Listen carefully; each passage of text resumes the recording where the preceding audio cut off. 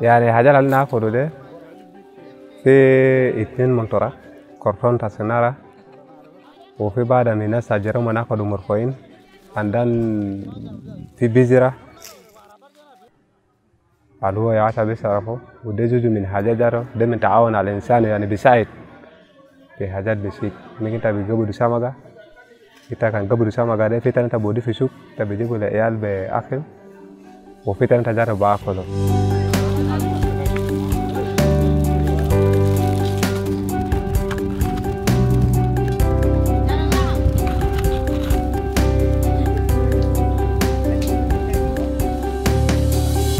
يعني جول ما بعرف المتعلم ده يعني جمل انا بيسال انا بيجيبه قريب معنا انا كان جيبه قريب انا بيجي ساكل لو كان لسه ما بقدر ساكل لو انا بقدر ساعده انا كمان بمسك له يلا بدو برودي في بحر ولا برودي في محل وبر ساكل فور والله طبعا في تركاكيني يعني وضع العام للصيادين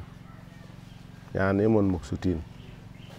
مقصودين في حاجات الفا وجودي لهم احسن من يعني بدلت بودي زول اكل لأن بوضع تعسى ده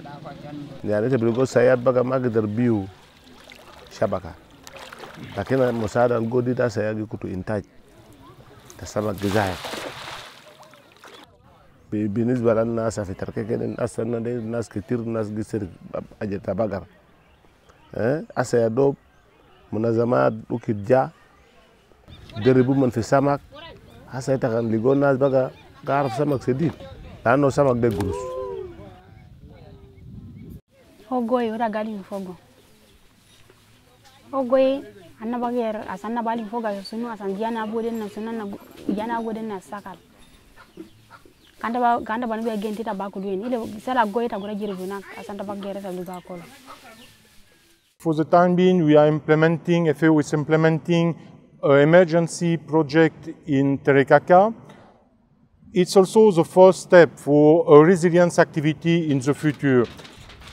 Gives them the opportunity to have access to food, that is the first target, but also to have access to the market. Resilience is to help the community to be self-sustainable in the future.